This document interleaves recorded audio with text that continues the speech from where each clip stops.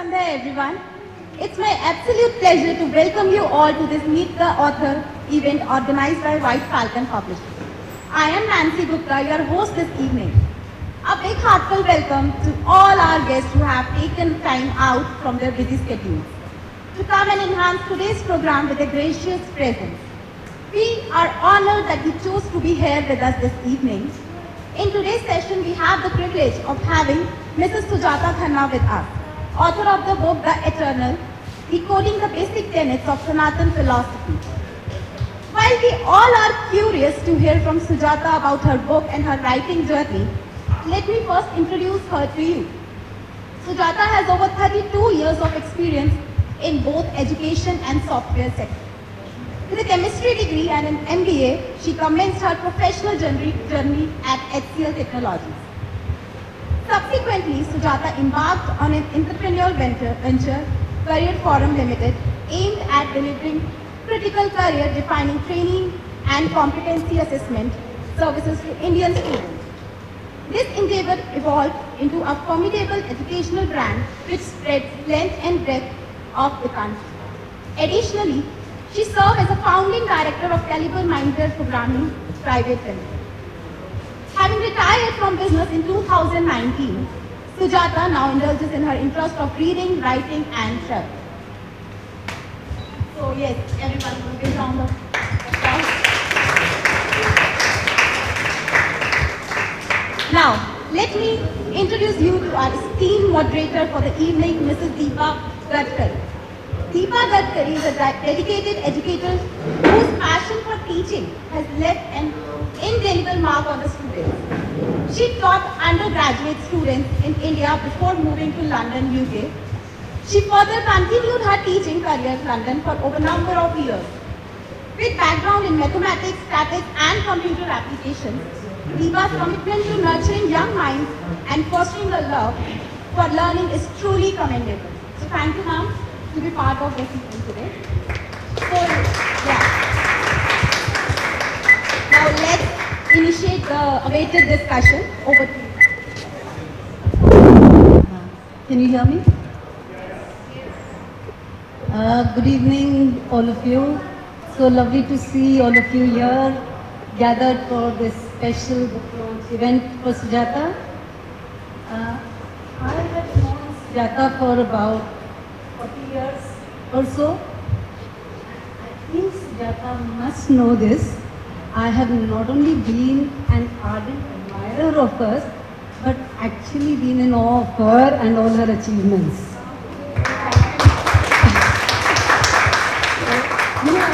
Going back some years, I still remember we used to call her the go-getter Sujata, who used to be running around managing this very successful business of hers, jet-setting from one city to the other, making sure her business is taken care of and everything is running smoothly. And we used to just wonder how she does it. And it came, I think it was, I don't remember the year, but she was called Sukha popularly. So if you wanted to have anything to do with career guidance, personality development, competitive exams, you just heard, go to Sukha's, because she had become a household name then. And then, I think when your business was absolutely at its peak and really flourishing, Sujata, you decided to quit. Yes. All of us just wondered why. We thought maybe she wants to take a break, maybe a bit of relaxation. After all, it takes its toll on you, all that running around. But no. Little did we realize that now she was nursing another new idea. And this time, it was the writing of a book. Sujata, what took you into writing? Was it some author that you had read, or was it some other reading you had done? Because even the subject matter of this book, it's serious stuff. You would have needed a lot of research and spade work before you actually got down to writing. We all all of us here would love to hear your journey as an author, the discipline you must have put yourself to, the challenges you would have faced. So why don't, before we get into the book, why don't you tell us a little bit about that? Okay, so this is home ground.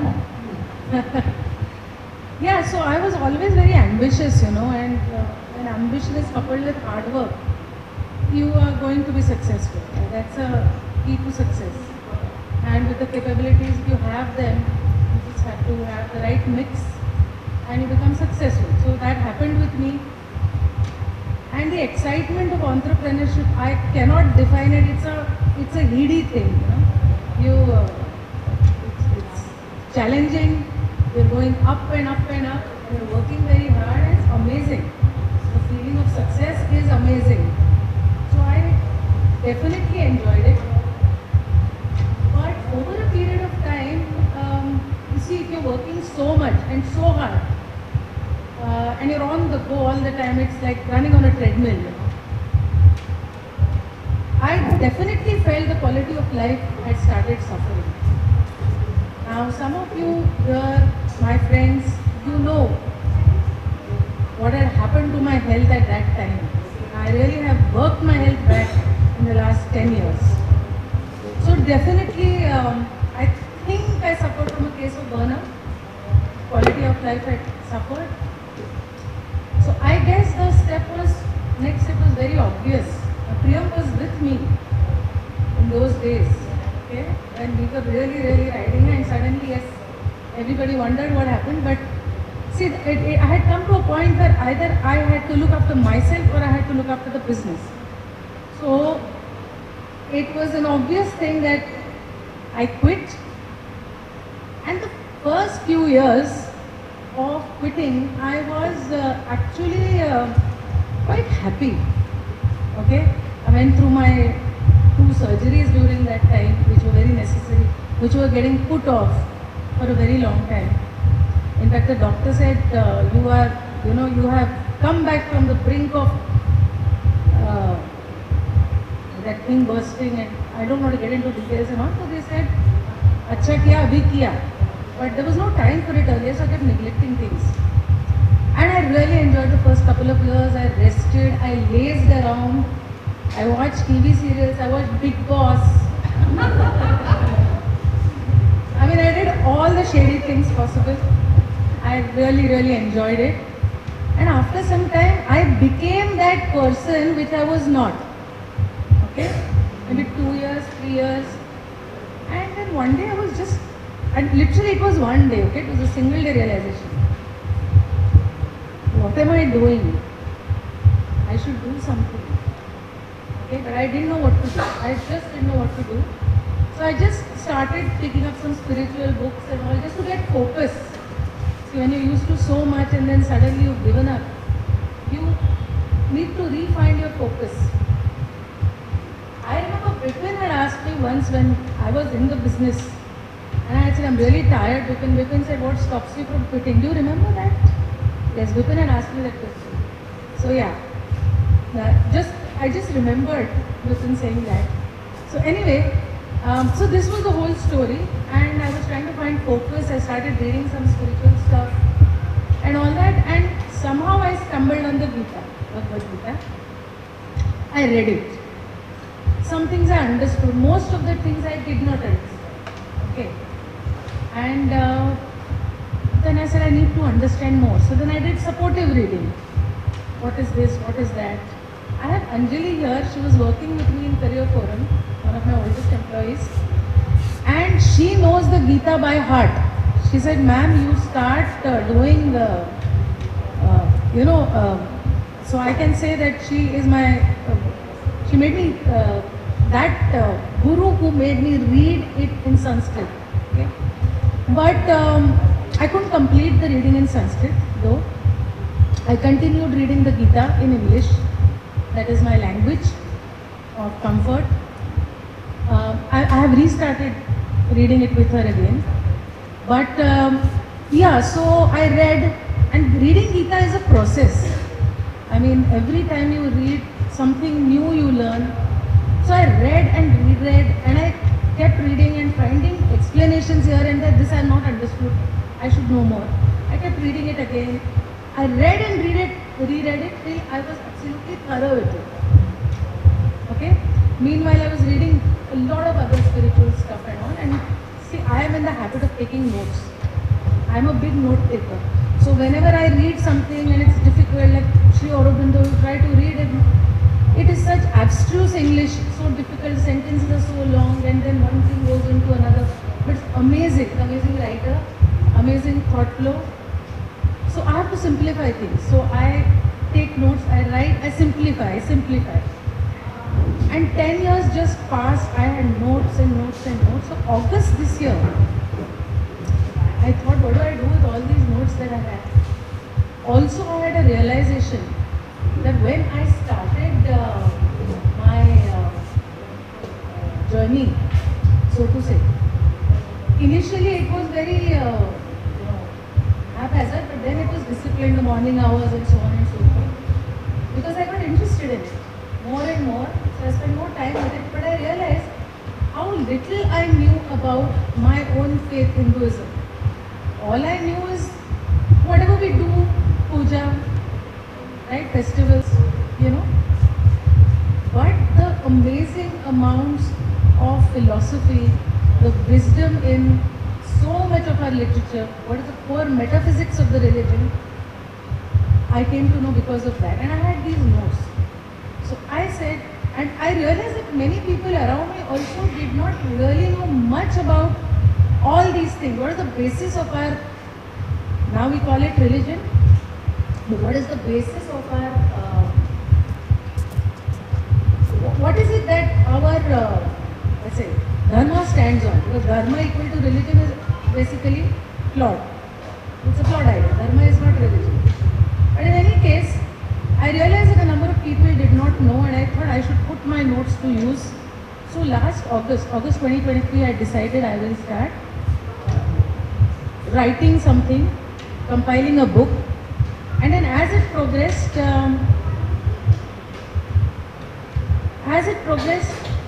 I felt yes, this is something that I can give people, and I set my target as getting the book published before my 60th birthday. So that was the target in mind. So this March I turned 60. So I had my book published before that. So that was the whole process of writing the book. And the authors is a wrong really thing to say, who inspired me, because they are thinkers, philosophers, not really authors, but yeah, all this, when you get interested, Inspiration to write the book is one thing, the inspiration to read 10 years of reading, that is the more important thing. This was easy. So it was not so challenging to write the book because I had a lot of stuff ready. You know? I had to structure it, write it in a manner which was easy to read.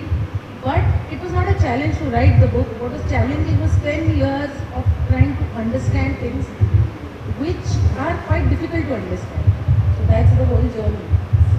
Yeah. So you call this book the Eternal Law. Before we get into Sorry. You call the book the Eternal Law. Before we get into too many details, can you just tell us in a nutshell what the Eternal Law is, how and what message you're giving the readers? Okay. The Eternal Law translates to Sanatan Dharma. Sanatan means eternal or that which has always existed. And Dharma is a natural law of existence. I'll explain to you what natural law of existence is. So there is a word in Sanskrit, it's a root word, dhru. Dhru means to sustain. Okay? And dharma is that which sustains. Anything that is sustained because of its inherent nature. Anything that sustains you is your inherent nature. It's your natural, is the nature, the core nature of your being. I'll explain it a bit better with examples. An entity is sustained by the nature of its being. For example, let's take the case of sugar. It's the nature of sugar to be sweet. So the dharma of sugar becomes to impart sweetness. In the same manner, you see other entities, you have the sun.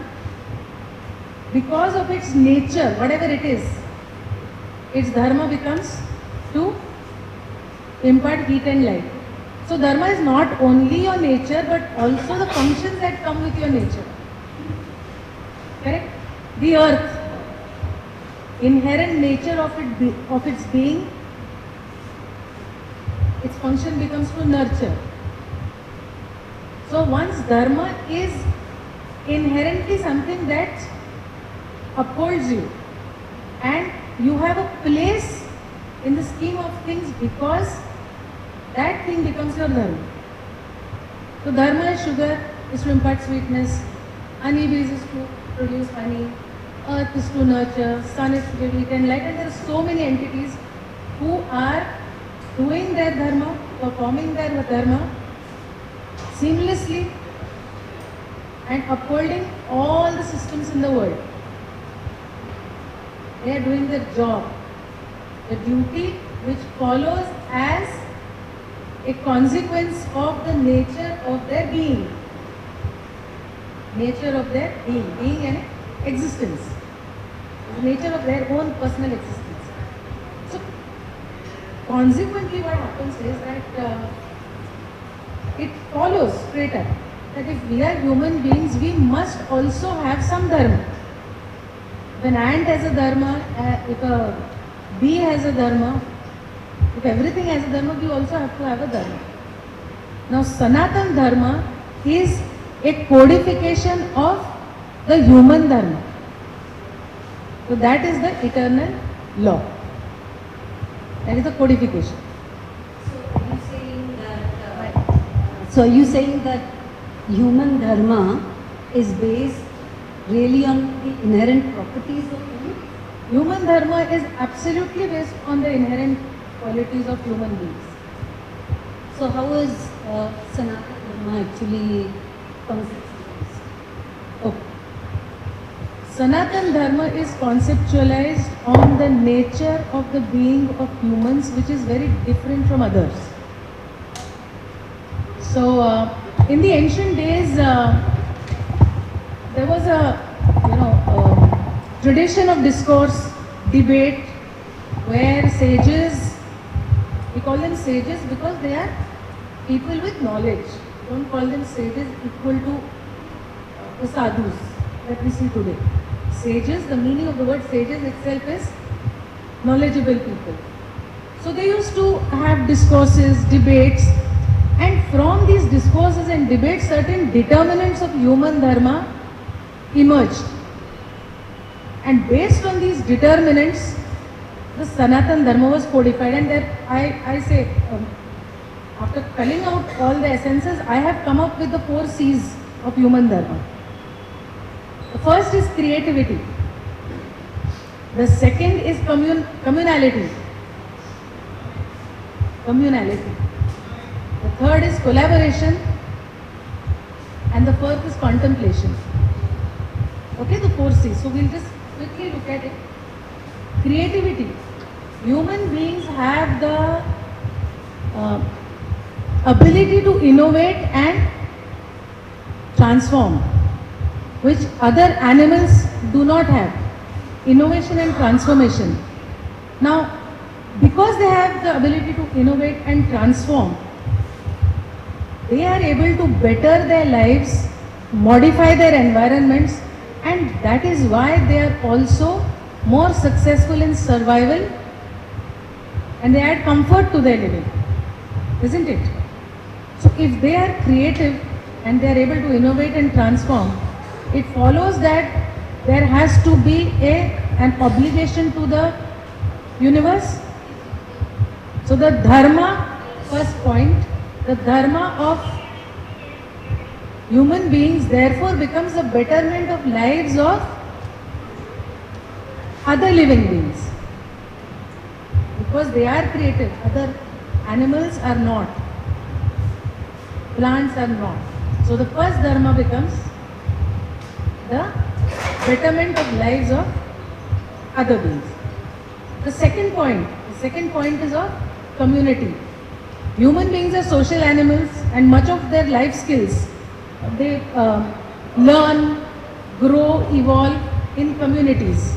They form relationships, they form bonds, right?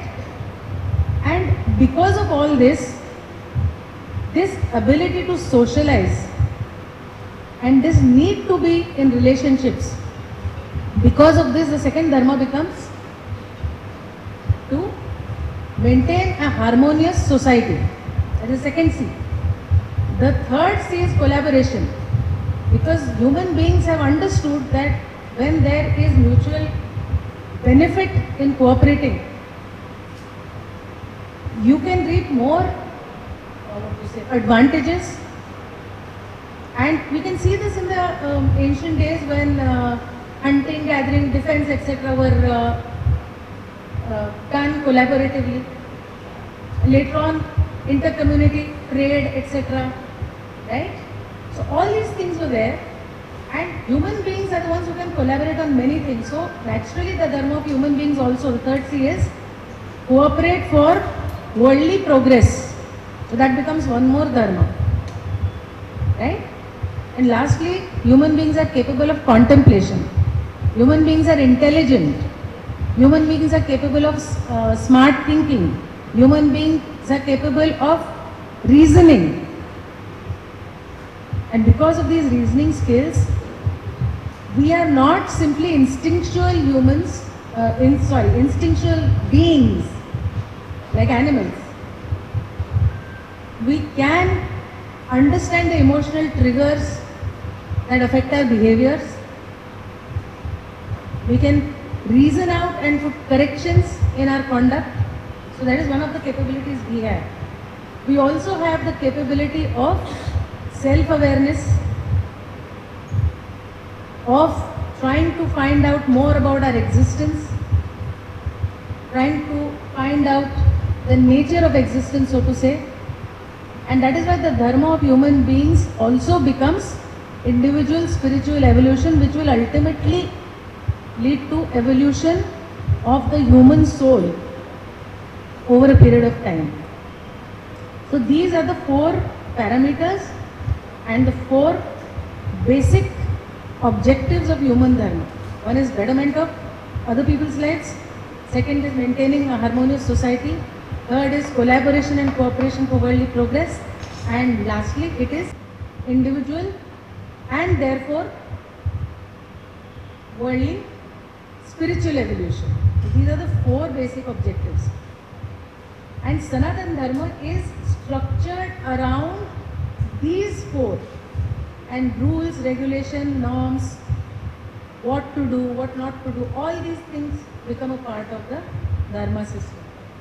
For example, betterment of lives, you have whole books written on how to treat animals or books written on how to treat the environment.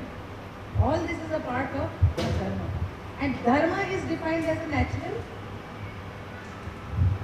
the nature of one's being. So Dharma is not religion itself. Now what has happened is, in the past, Hinduism as a religion did not exist. Right? Hindus were people who lived around or beyond the Sindhu river. Right? There were certain common codified cultural ideas of Dharma and more or less followed throughout the country. But there were many schools of thought where spirituality was concerned. There was no one single spiritual thought. There were many thoughts. Right? But when the British came in and they decided to classify people, so that they put all schools of thought together, and Hinduism as a religion got its recognition as a religion. And they called it Dharma. The translation became Dharma. Otherwise, there was no word for religion as such. And so if we consider it a religion, then Hinduism is the oldest living religion in the world. It's about 4,000 years old. So you delved quite a bit on the Sanatan philosophy of existence. Can you give us a brief idea about that? So that we are a little bit Okay, the Sanatan philosophy of existence. Okay, so for this you have to be really alert. This is a dense concept. Okay, so the Sanatan philosophy of existence centers around the concept of Brahman, which is defined or rather considered as the first layer of reality. It is the basic substance from which anything and everything is made. This substance holds in it the key to all the discoverable knowledge in the world. Now you find so many discoveries and all are happening, whether it is electromagnetic waves or radio waves or whatever, it's all existing, right?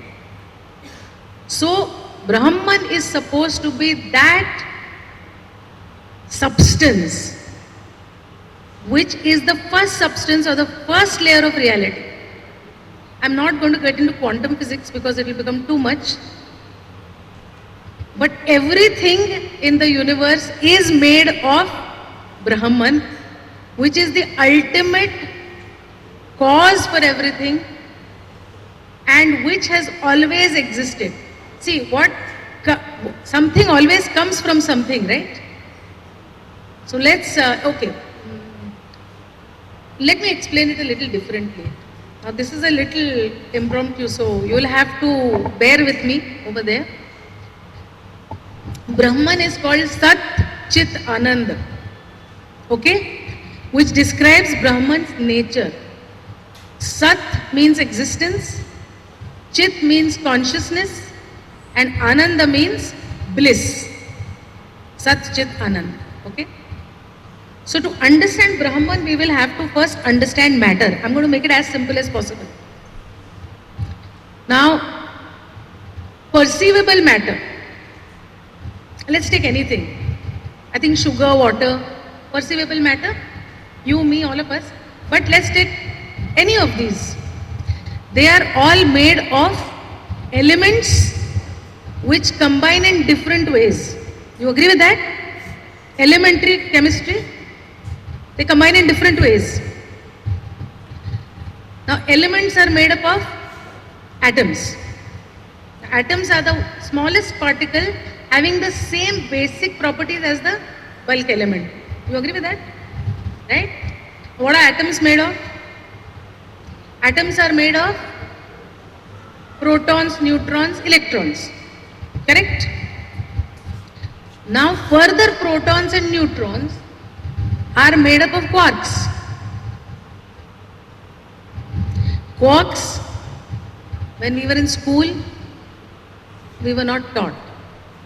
But that is currently, quarks and electrons are the smallest particles of matter as of current knowledge. With time, in future, we could find more, discovery of smaller particles can take place. Now, where does our quest end? Because something comes from something. And there's a song, nothing comes from nothing, nothing ever does, right? Some sort of song like that. So, something has to come from something. So, if we say X makes Y, Y makes Z, Z makes this. So, where does our quest end? According to Sanatan Dharma, the last layer of reality is this Brahman, which is not material in nature, it is spirit only, and the first spark of matter comes from this basic cause. It is unfathomable because human beings will get down to whatever is matter, human beings will ultimately find it out. It is possible. But Brahman is that substance which is unfathomable because it is not material in nature. It is spirit only. And that is Sanatan Dharma's postulation of the first layer of reality. And that is why Brahman is existence or Sat. And this Sat exists in most, concept of Sat exists in most Indian religions, including Sikhism. Ek Onkar Satnam, this concept of Sat is there in most religions which have emerged from India. There are smaller religions also, but one of the bigger religions is Sikhism, so I mentioned it. So Sat. Now it's clear, more or less. Yeah. Second point. The second aspect of this is because it is Sat. Now we go to Chit. Chit means consciousness.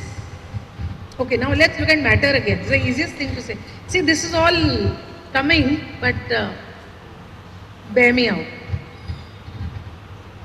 Do you know that there is intense motion in even the smallest particles? Inside the atom, the protons and neutrons are moving continuously, electrons are moving continuously. Inside that proton, the quarks are moving continuously. There is intense motion in all objects, including a stone, creating the force to keep matter together. Can we then say there is dynamic universal knowledge in matter that makes it do things such that matter is held together? So there is knowledge in it, right? Dynamic knowledge. Modern thinking, and this is not Indo thinking, it is Western philosophers and some scientists also back it. This consciousness in matter, the dynamic matter, that dynamic knowledge in matter is called panpsychic consciousness. It is present in everything. If you look at yourself, your cell biology is panpsychic consciousness. It has its intelligence of its own. Correct? So right from the panpsychic consciousness of inanimate objects to the consciousness exhibited by human brain, right? This is all a creation from that one basic substance. It had to be there, that knowledge had to be there for it to further evolve.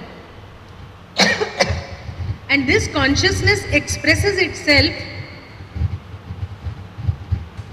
based on the apparatus of expressing it. The human apparatus on earth allows for the highest expression of consciousness that we know. There could be more beings with a higher expression of consciousness. We don't know that. We haven't discovered that, isn't it?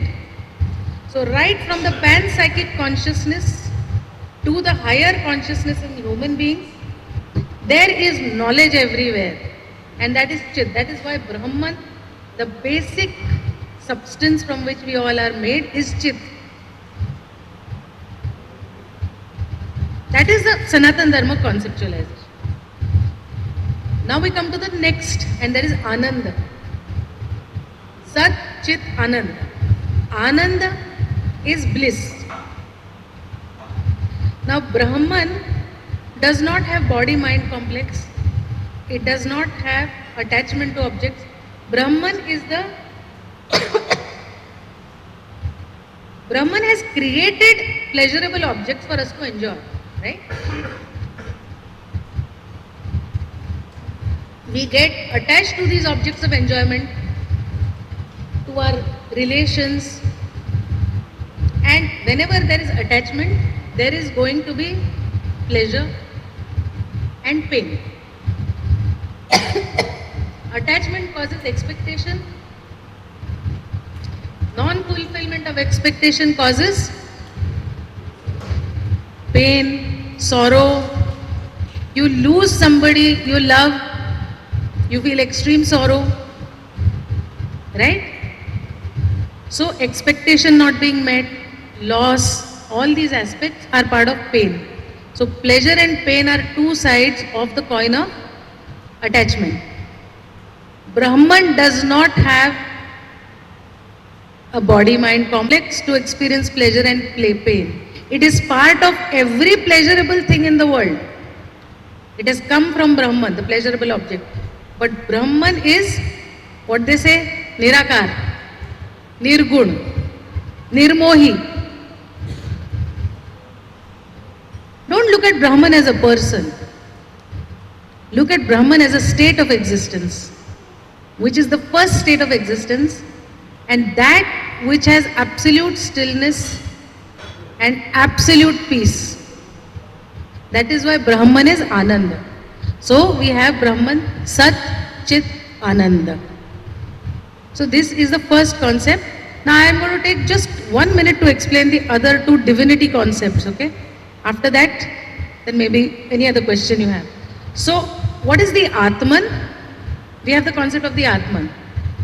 The Atman or the Atma that you say is the spark or the essence of this divine Brahman in every person. That is the Atman. Atman and Brahman are the same substance, there's the same material. So if you have a whole ocean of water, then Atman is the drop of water. Are you getting it? Another example, if the air is Brahman around you, and if you have a soap bubble, the air inside is the same as the air outside. Air inside is Atman, air outside is Brahman. So this is the concept of Atman, it is as simple as that, and that is why we say that everything is within us. So the Atman is Brahman in us. Aham Brahmasmi comes from here. And the third concept of divinity is very simple. It is the Vishwatman. Now Brahman has two relationships with respect to the universe. One is it completely transcends the universe. It's outside the universe. It is beyond the universe. And the other is it is completely infused in the universe, in everything. So it is outside the universe and it is inside the universe. That is why that which transcends the universe, it does not have shape, it has not manifested. That is called Nirguna Brahman. And that which has manifested into shapes, into you, into her, into me, into the fan, all that is Saguna Brahman. So Nirguna Saguna, you understood? Now we come to this Saguna Brahman is called Vishwatman. You hear the word cosmic consciousness. Brahman is the supreme consciousness, Chit.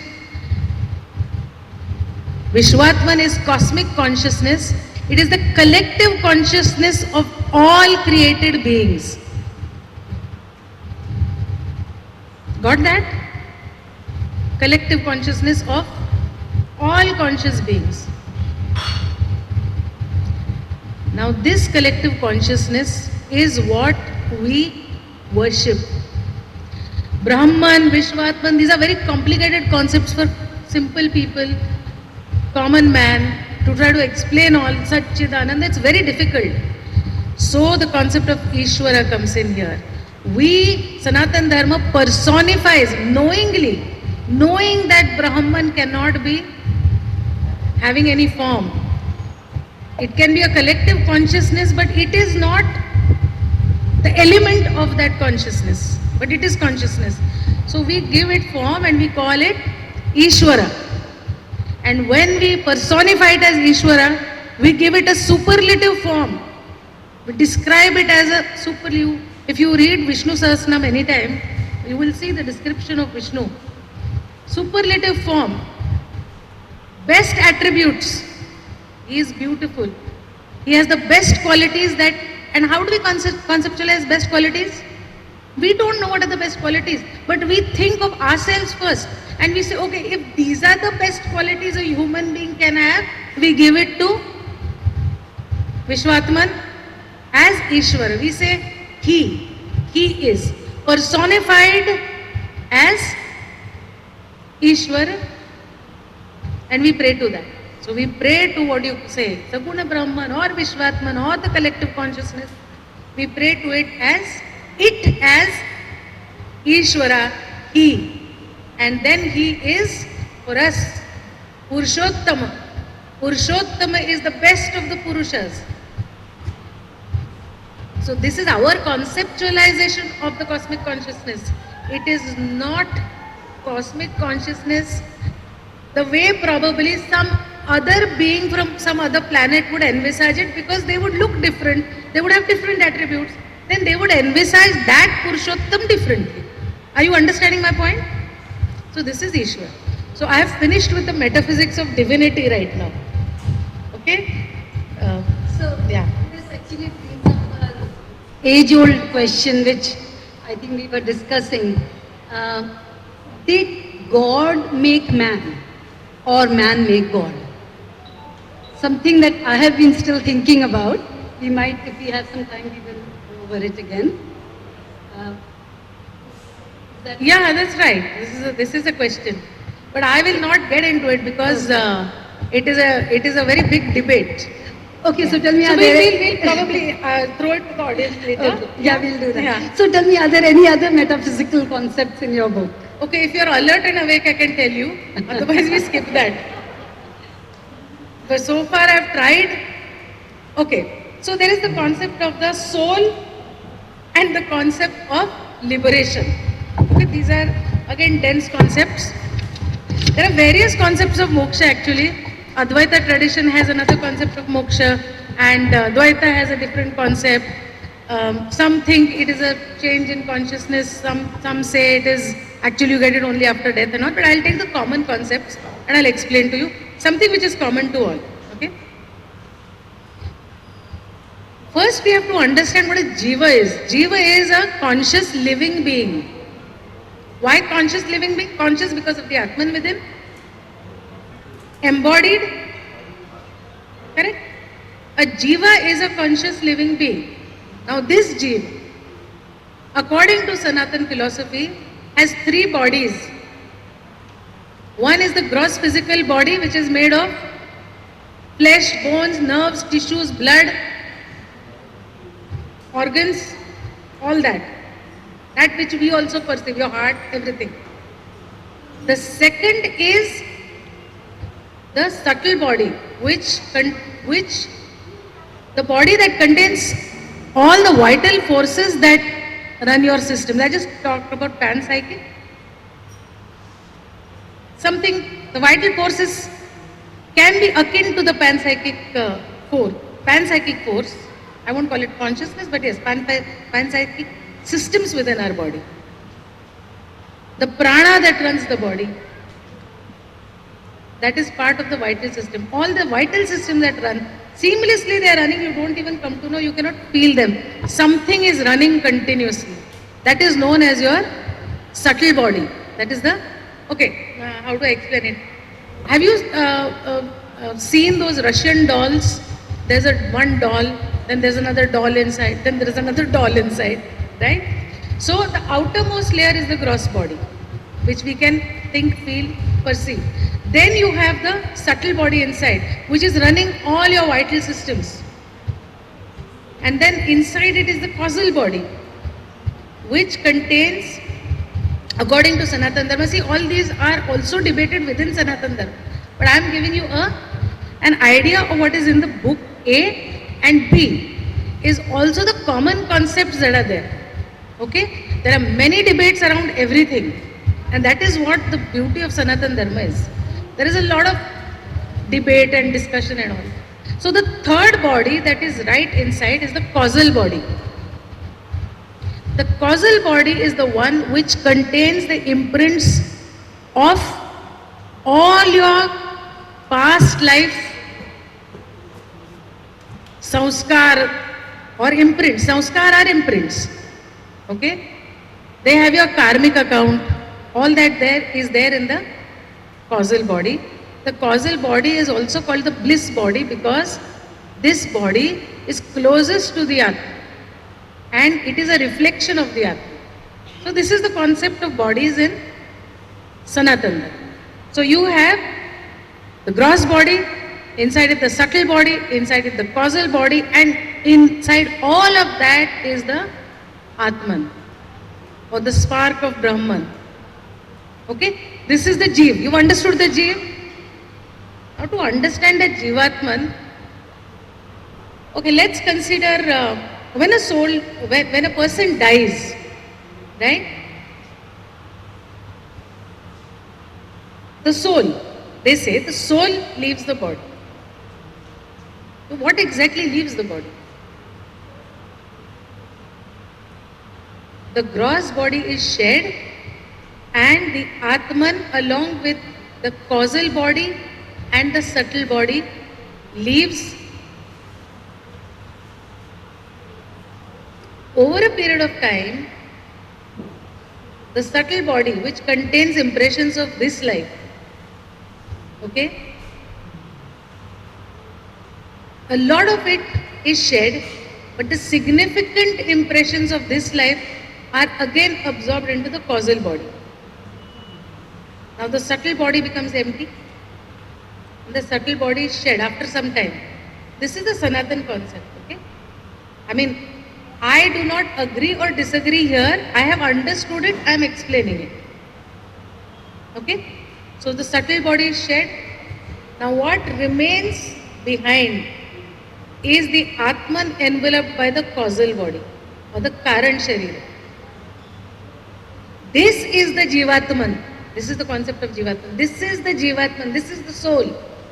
The Atman enveloped by the causal body which participates life after life in the cycle of birth and death. Cycle of birth and death is called samsara.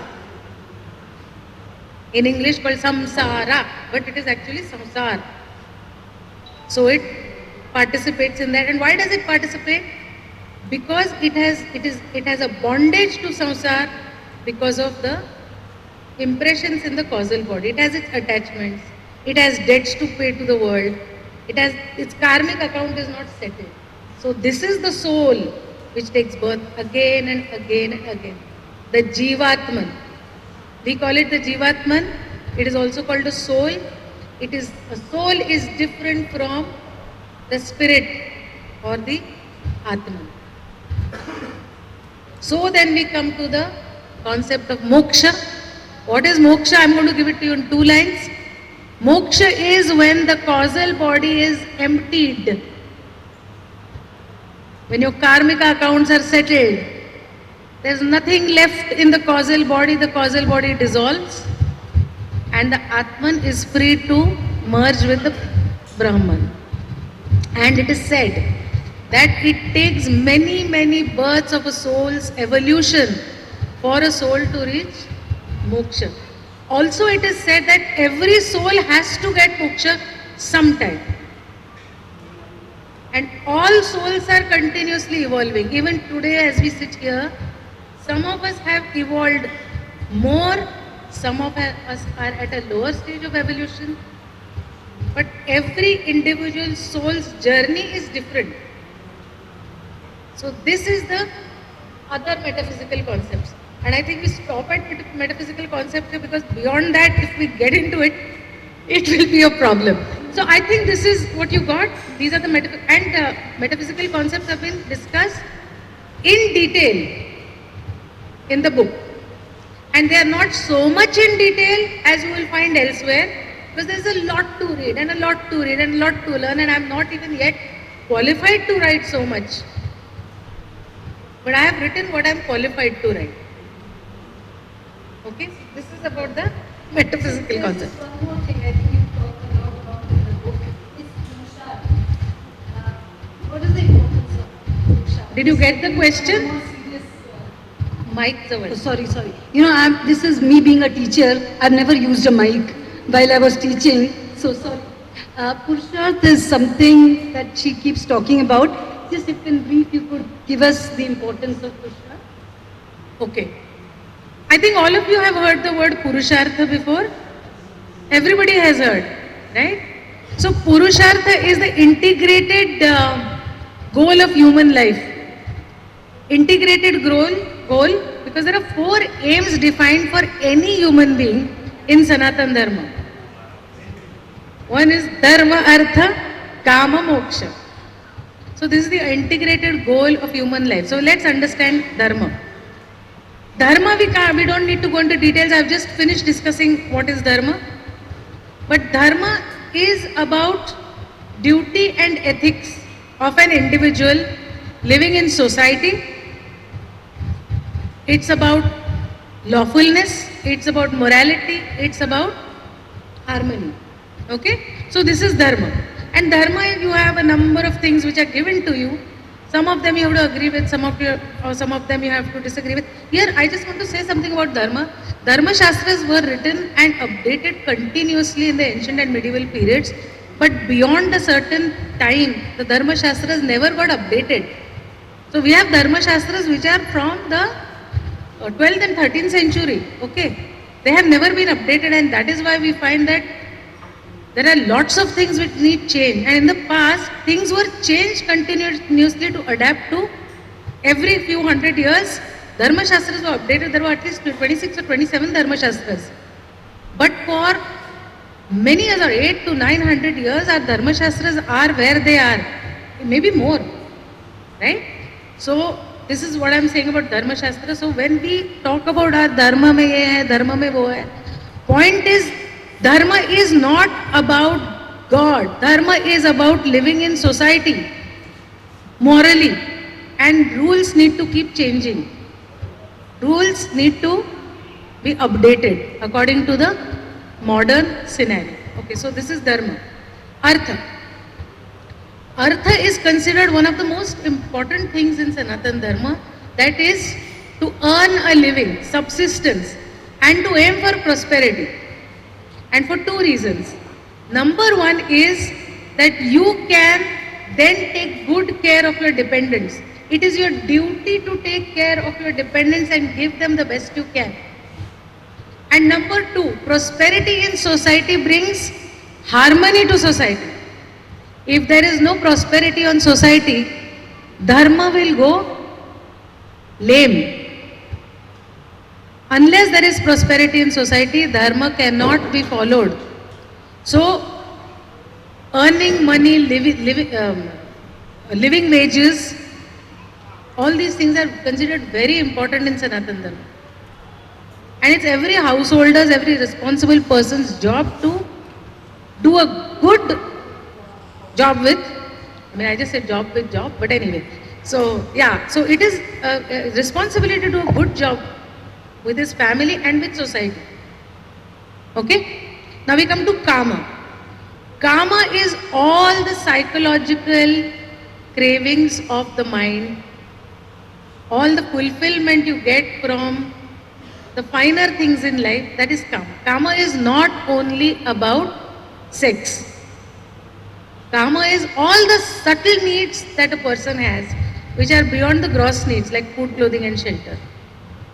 Okay? Now, everything is Brahman. Your vital urges are also Brahman. They have been given to you to propagate, evolve, and so you have to reproduce. Right? So that urge has been put into you to be able to reproduce. It is Brahman itself, isn't it? Dharma, Artha, Kama, Moksha, all are Brahman. You agree with that? So that is recognized in Sanatan Dharma. Beauty, arts, when you appreciate something nice, feeling of affection, all these are part of Kama. And all these are essential for feeling fulfilled as a human being. So that is Kama. And Moksha we've already discussed.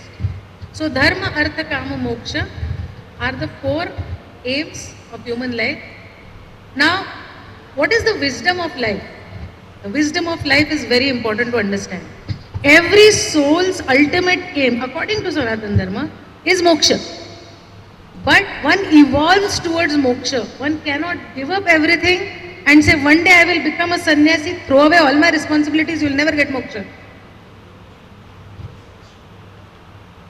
Moksha has to be achieved with evolution. And you will attain a birth in which you will naturally not choose those responsibilities. And you will be involved in certain pursuits which will take you closer to moksha, but not necessarily again take many more births. Right? So, moksha is the ultimate aim. That should never be forgotten. The role of dharma is to reign in artha and kama. Dharma aids in the soul's evolutionary ascent upwards. Excessive artha and kama can pull the soul's evolutionary ascent downwards. You will go to descent. Your evolution will go downwards, isn't it? You cannot pull the soul. The soul has to keep evolving upwards. So dharma is required to put a sort of a rein onto artha and kama. But artha and kama are necessary. Without experiencing artha and kama in Sanatan Dharma, you cannot look forward to going to the higher aim. And that is why we have these ashrama systems and all, where in this system, you are taught Purushartha in the ashrama system. When you are in the Brahmacharya ashram, there are 4 ashrams. I am not getting into details of that. In the student stage, in the ancient times, when at 8 years old age, children went to gurukuls, and in the ancient ages, girls, boys of any caste, any class could go to the gurukul. Okay, it's only in the medieval periods that only boys of certain communities were allowed. Again, there are drawbacks too, because dharma finally is made by human beings. No, God as a thing doesn't make dharma as a what do you say? It's not God who is giving dharma. Dharma, we are understanding ourselves and making rules for ourselves, right? So in those days, 8-year-olds were sent there and they were taught the basics of Purushartha. And in the Gurukul, they taught everything, including Purushartha. Dharma, Artha, Kama, Moksha was taught along with vocational skills, skills of martial skills, everything. And then when children went back into their Grihastha phase, they were equipped with their vocational knowledge to practice Artha. Whatever skill they developed, right? They learned how to participate even in Kama properly. All the teaching was there. And they also had spiritual learning to tell them that look, you'd better do it correctly because your ultimate goal is moksha. So spiritual teaching was also there. So Purushartha is a very, very important concept of Sanatan Dharma. All of us are actually doing our Purushartha in our own way. We just need to be told that yes, this is what we are supposed to do. We are not wrong in going there and getting our money home. There's nothing wrong in it. How you get your prosperity home is the problem. There's nothing wrong if you're satisfying your urges. Whether you are married or not married, it really doesn't matter. But are you doing it morally, ethically, with consent? There are so many things in this, isn't it? All these things are important. Because dharma laws can change. But ethics and duty don't change. And that is Purushartha. All this makes me wonder, if Brahman is the ultimate reality, why do the Hindus worship the way we do? I mean, what is the Sanatan thinking on that then? Well, I explained to you the concept of Ishwar. Okay? So, now worship practices, we basically have 3 worship practices. Right? One is the worship of Ishwar. Second is the worship of such a large pantheon of gods. There's so many gods, no? Indra, Varuna, all of them are gods. Then we have the worship of avatar. Correct? So these are the 3 forms in which 3 forms that we worship. And how do we worship them? Through imagery, through idol worship. Correct? So the how is the idol worship part of it. The what is Ishvara, pantheon of gods, and we got out. Correct? So all these gods are Puranic gods. Purana is Hindu mythology. Okay, if you understand it as Hindu mythology,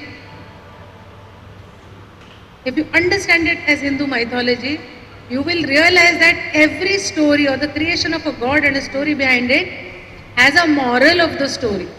We are very happy reading Aesop's fables because there is a, what do you say? There is a fox and a crow and stuff like that, and in the end you have a moral of the story. We don't think twice about it, right? But we have a rich literature of Puran, and which has gods. And gods created to teach us lessons through their stories. We listen to the stories, we worship the gods, but we never pay attention to the moral of the story they're supposed to teach. That is the point. Okay, now, I'll tell you how personification happens. Okay, Ishwar, look at a management company. Okay, there is Ishwar. Now there are three functions: creation, dissolution, preservation. So Ishwar gains three personifications, three functional facets: Brahma, Vishnu, Mahesh. Correct? Now beyond that, there is Shakti. What is Shakti? Ishvara acts out of his potency. Because see, there is form, there is power. Correct? Now, can fire and the power of fire be separated? You can't. Similarly, Ishwar and Shakti cannot be separated. But if Ishwar is there, then Ishwar's potency is Shakti. A simple example would be, if I am this person sitting here, my ability to speak to you today cannot be separated from me. Did you get the point? It's one of the aspects of my strengths, okay, or abilities. Similarly, Ishwar and Shakti cannot be separated. So Ishwar and his potency is Shakti. Correct? In different traditions, in the Vaishnava tradition, who is Ishwar? Param Vishnu is Ishwar. All others are secondary gods. In the Shaiva tradition, Shiva Tattva or Param Shiva, that is given the status of Ishwar, the others are secondary gods. Then you have the Shakta. In the Shaktas, they have Ishwari, Shakti as the mother creatrix goddess. All others are subsidiary or secondary to the mother goddess, because they believe that that is where the universe gets created from. Are you getting it? So these personifications are there. But in addition to that, I'm going to tell you something. Vishnu himself, we go to the pantheon of gods now. We've understood Ishvara and Ishwari. The pantheon of gods. Take Vishnu. Vishnu, the greatest, when you look at Vishnu as the greatest god, he has again been given four functions. And his functional manifestations are called Vyuha. So it is Vasudeva, it is Sankarshana, it is Pradyumna, and it is Aniruddha. Okay, these four. And what do? So now you look at the human body and you will find a lot of the human bodies, deities come from these. And their functions, of course, in the universe. So you have one functional specialization, Vasudeva, he presides over feeling. Sankarshana, presides over willing. That means taking a decision to do something. It's an active force, Sankarshan. Then there is Pradyumna, that about knowing, realizing. That is Pradyumna. And Aniruddha is action. So these are the viewers, and you have different deities presiding over the way your mind works. Are you understanding this point? Similarly, now Brahma, the creator, he has many facets, and one of the facets is Prajapati. And do you know, Prajapati is a personification. There are 10 Prajapatis with different functions, and they have 10 different names. You have Shiva. Shiva has many functions like Shankara, Rudra and all. So even if you just take Rudra, there are 11 Rudras. Everyone has a separate name. So you look at the functional specializations and super specializations and further super specialization, and you have your gods placed everywhere. But these are all personalizations of the various functions of the universe or functions of the body. And further, we even have personifications of all the natural phenomenon. Aditya, the sun god. There are 12 Adityas with different names for different months. And they all become our god. Because Hindus believe there is Brahman in everything. And because they believe there is Brahman in everything, they personify everything like rain, sun, moon, and they become there. There is a presiding deity allotted. So this is how the worship tradition in Hindus works. But what is most important is you should know who you worship and why you worship. Now the last aspect is left, that is avatar. What is avatar? This is a very interesting concept, avatar. In Hinduism, it is conceived that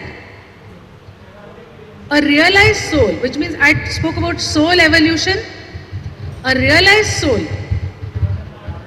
okay, may not necessarily take birth, but it can choose to take birth for a greater good on earth and do some good work.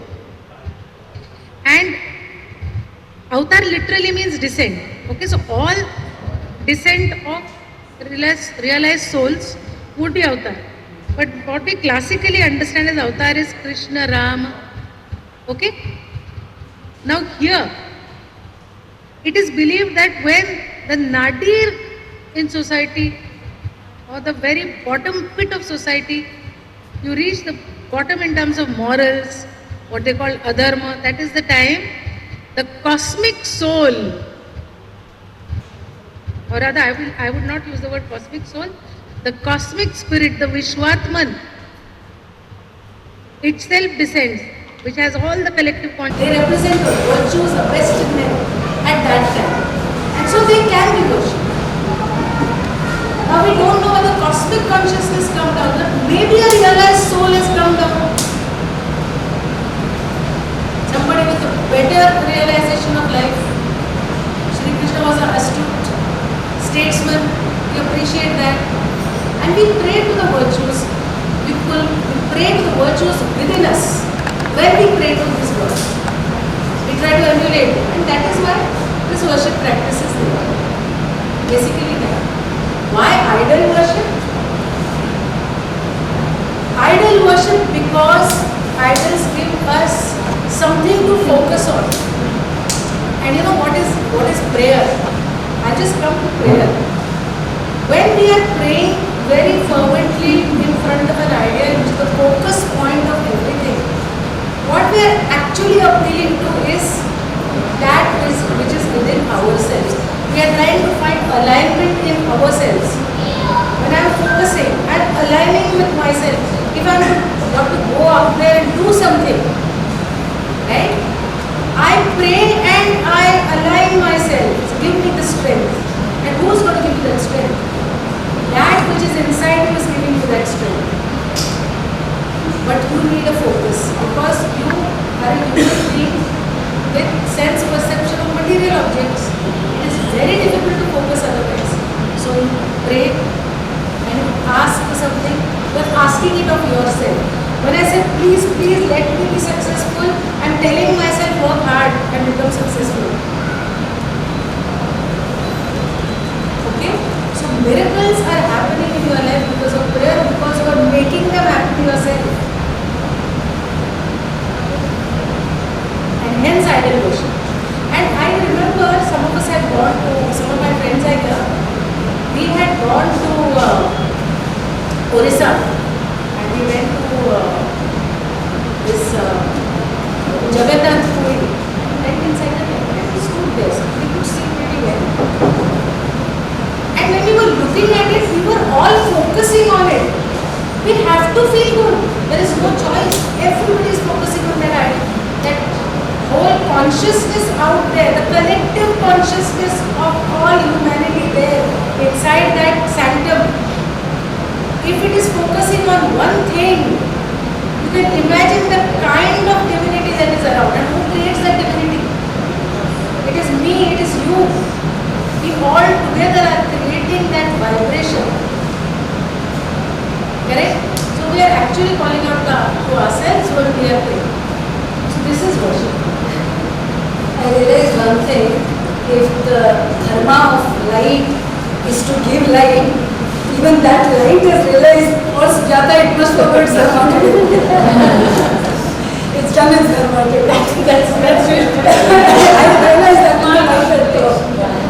So I've understood a bit of dharma at least. Yeah.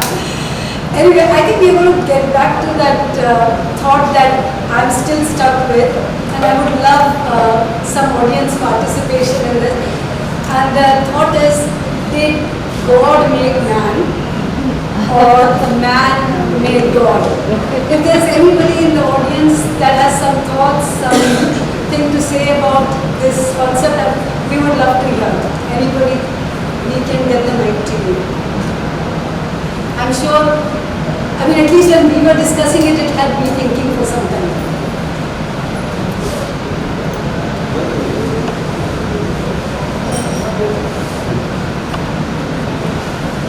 You can use my mic because she is now going to be speaking, right? I've spoken so much. Mic, you know, understand. Yes. What I understand from what Shraddha has been saying, man, God, inside you, everything is you, right? Brahma. So, whether it's God or man is one and the same thing, whether it's man or how we perceive, as she said, the embodiment is outside, we take idols to actually pray to yourself. So I think somewhere we make God, and then that realization comes that actually it's actually me. It's just that with God. That's what I understand. please all of you are participate.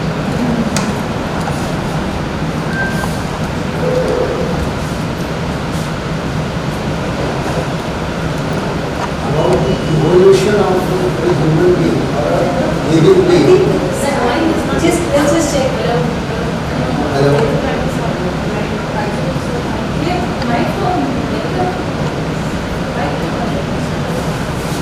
Okay. Hello. So about the evolution of a living being or a human being on earth, it is said in the Sankhya philosophy or in the Ayurveda philosophy also it is said that Prakriti and Purush, they came together, and Purush is a living object or it has Chetana, and Prakriti is Achetan. It is just the body, and that Prakriti, the Purush is entering the Prakriti, and when the Prakriti realizes or the Purush realizes that I am someone different from the Prakriti, because when the Purush is entering the Prakriti, the five elements, Panchamahabhut, the Ahankar, the Buddhi Tattva, they are all coming together, and there is evolution of the universe, and all the elements in the universe are formed. That is the Sankhya philosophy, and it is a Purusha Tattva is formed, and that has been explained in our Ayurvedic texts also, and in the old Darshan Shastras called the Sankhya philosophy, Vaisheshik philosophy, and many other Vedanta philosophy. So likewise, the universe has been evolved. It is not that God has come first or the human being has come first. It is the universe which has evolved through the process. What we have been taught since our school days, the Darwin's philosophy of the evolution of the universe. But when we go to the ancient sciences of Indian ancient sciences and we study them as per the Vedanta philosophy, this is the evolution theory as explained in the Sankhya philosophy. Yeah, quite correct. Actually, what he refers to as Purusha, Purusha and Atman are one and the same. Okay? Spark of the divine. Purusha and Prakriti is nature. So all are, see in science we hear about the Big Bang and they say there will also be a big crunch. Okay, these are the same fundamental principles. When they say in Sanatan philosophy, they say when it has, not he, it has the urge to be, it is then that certain changes in the equilibrium of the Nirgun, Nirakar, Brahman or the layer of reality happens. And this creates the Big Bang. Oh, the first Mula Prakriti comes. Right? So it is the same Tattva. It bifurcates into two, Purusha and the Prakriti. That is what you're talking about. And Sankhya philosophy, Vaisheshika philosophy follow one line of thought. Advaita is completely different. So it's totally different. It's about illusion. So there are three philosophies of creation of the, actually not creation, three philosophies of the universe. One is Arambhavad, the universe was created, right? The second is what? No. It is, that is Jain philosophy. And there is one Vaisheshika. Yeah. And then there is Vivartavad, which is the Advaita philosophy's concept of how the universe is perceived. They think the universe is an illusion. When that illusion goes off, or rather when you achieve moksha, you will find that the universe was never there. That is Advaita philosophy. So there are these various philosophies. So whether God made man or man made God, whether we are illusions or we were actually created. And there's another philosophy which says the universe was never created nor destroyed, it only transforms. So there are so many philosophies within our Sanatan Dharma, but then now we are all clubbed together so we can choose what we want to believe if we are interested, otherwise we can let it go. Okay? Anyone else wants to talk about man and God? Or if you have any other questions for Sujata about Karma. What is your question? Okay, karma. No, I will tell you what is karma. Karma is action, but it starts with thought. Okay? Now this is a bit complicated, but I'll try to make it as simple as possible. Okay? So, in our subtle body, there is one kosha called the Manomaya kosha. Okay? The subtle body also has three koshas. One of them is Manomaya kosha. Manomaya kosha has three things in it: Chitta, Mana, and Buddhi. Yeah, now Buddhi is in Vijnanmaya kosha. Chitta, Mana, and Ahankar. Okay, these are the three things. So whenever there is a stimulus from outside, first what comes to mind is all that is stored in the chitta. That is all the karma from the past, all the stimulus responses that have come from many lives, right? And your instinct is to act upon them. So your thought is fueled by your chitta. I say something to you, suddenly you get angry and you give me a slap. That is your karma. Your anger is your chitta throwing out a stimulus response. Correct? That is your karma. And if you continue the stimulus response, it becomes your sanskar. And that sanskar you carry upwards, your stimulus response, you carry with you when you die. Causal body goes into the causal. And then repeated year after year, if you have those same sanskars, they become your vasana. Then when next birth, same thing happens, again, those thought processes become the same, and it's a repetitive process. Now where does buddhi come into picture? We also have buddhi. This is a part of the another course called Vijnanmaya Kosha. I have not gone into details of all that because it's too heavy for today. But if instead of, now if you, I just told you, isn't it, we are capable of contemplation and correcting our behavior in Dharma. The 4 C's, contemplation is one of them. We can change our behavior. If you realize that this is a problem with you, right? And you tell yourself, I'm going to use my brains. I'm not going to do the same thing again. So with practice, you can change that stimulus response and change your karma. And once you repeatedly have not done that, right, your sanskar change. And when your sanskars change, what goes up with you has changed. Are you understanding the concept of karma? Karma doesn't necessarily mean you have to kill somebody and have a bad karma. That is bad anyway. That will go up anyway. But on a day-to-day basis, this is how karma acts. Okay? And every karma has its karma phala, if not in this janam, next janam. That is the concept in Sanatana. And again, it's a part of belief system. How much you believe in it, how much you don't believe in it. What I have tried to do is, this is all in the book, but I have tried to give a rational viewpoint and understanding of Sanatana Dharma, not any personal viewpoint in this book. Okay? And I have tried to weed out as much possible which I thought was not rational enough, but whatever is rational is all good. Have you understood karma and how karma can be changed? The chitta is a very dangerous thing in your Manomaya Kosha. It has so many stimulus response associations that we tend to keep repeating the same thing.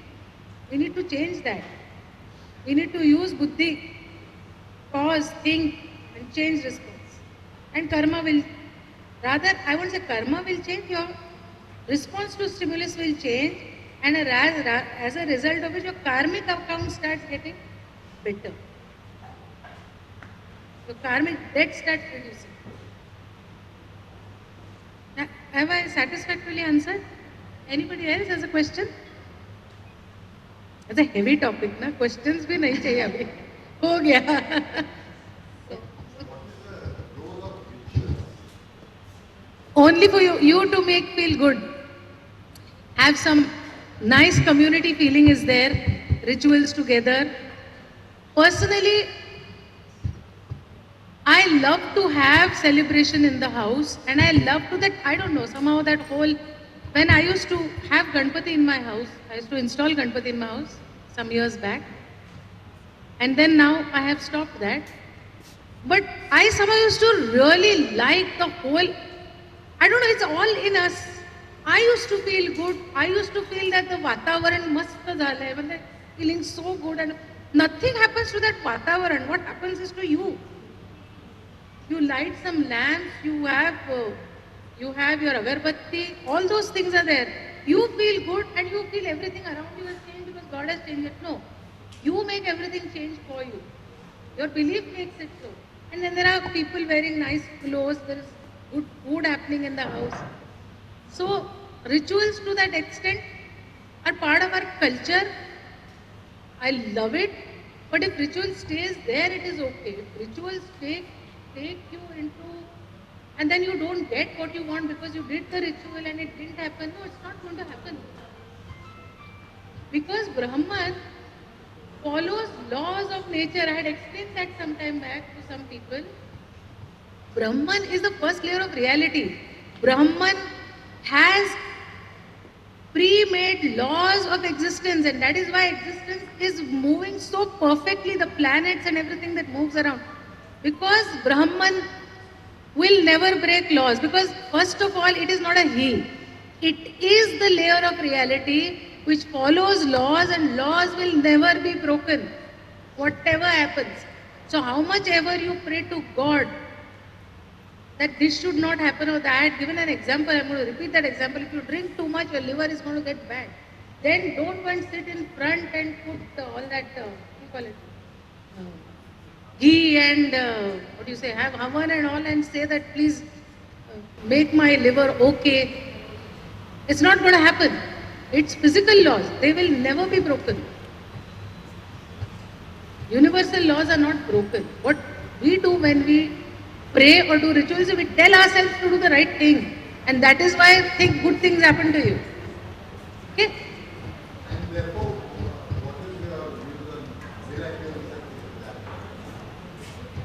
Miracles, you want my view?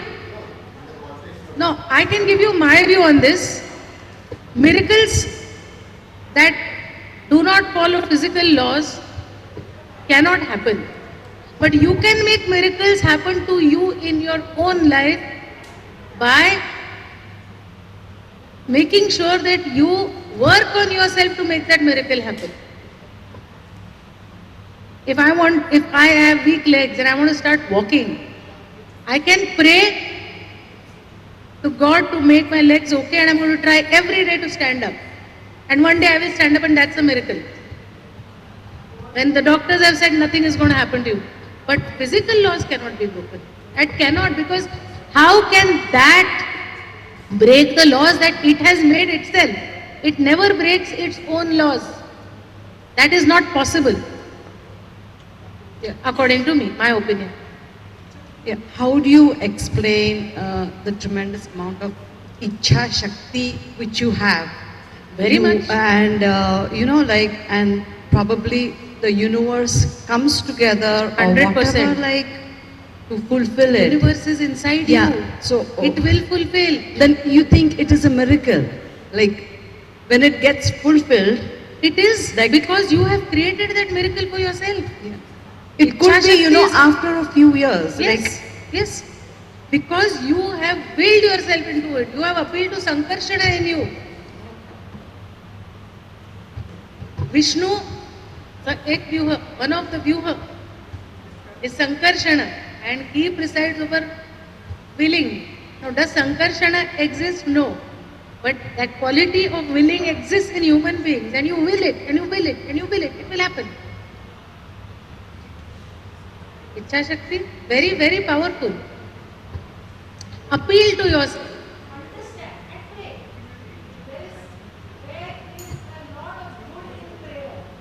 To pray, you know what you are praying to. Are you getting it? That which is inside you, you are praying to it. And you are a body with consciousness. You are not the body. You are not the mind. And you are not even that. You are a living being with a combination of that and this.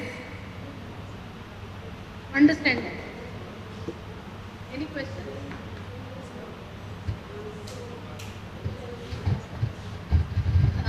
I think we are also running short of time. We could just go on chatting like this. You've been an absolutely wonderful audience. Thank you so much. I'm sure we go back with a lot of thoughts, lot of questions. And I hope meeting the eternal law is going to address some of those issues. And Sujata will give us some profound answers to this book. Thank you so much. Also, this was truly an engaging session for all of us, and thank you, Sujata ma'am, for sharing the insight in such a simplified manner. Now we have a short quiz for the audience. I will speak out a word, and you just have to, translate in Hindi. And let us see how well versed we all are in Hindi. So, shall we start? Okay. So first word is past.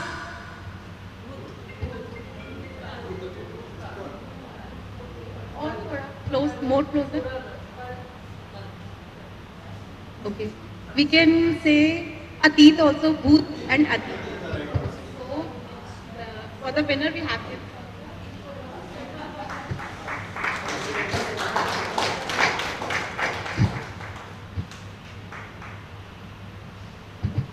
So next is expression.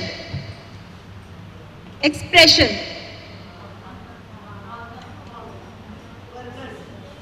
Actually, Bhavna is right.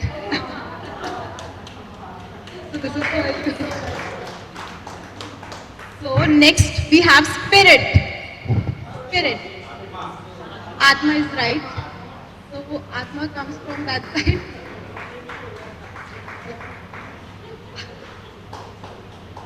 Next is actions. You have to raise your hand.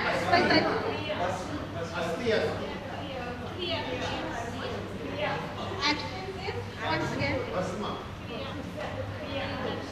Karma, yes.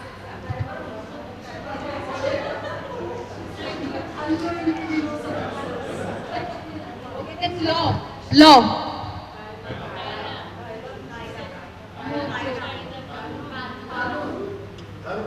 Yes, dharma.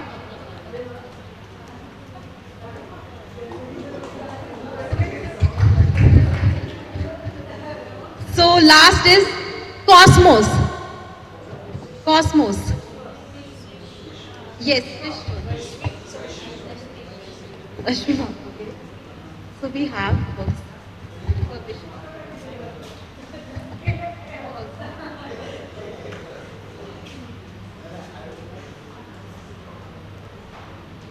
So last is also there. And we have okay, okay. We have Vishwa. Okay. So thank you for such a wonderful audience. Before we conclude, I would like to share a few words about White Falcon Publishing.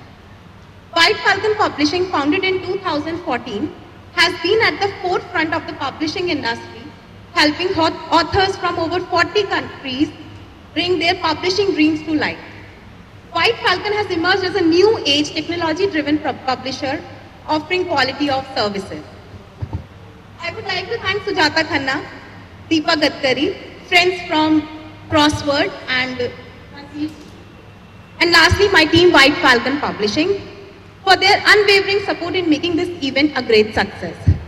And from our team we have trophies as a gesture for both Deepa ma'am and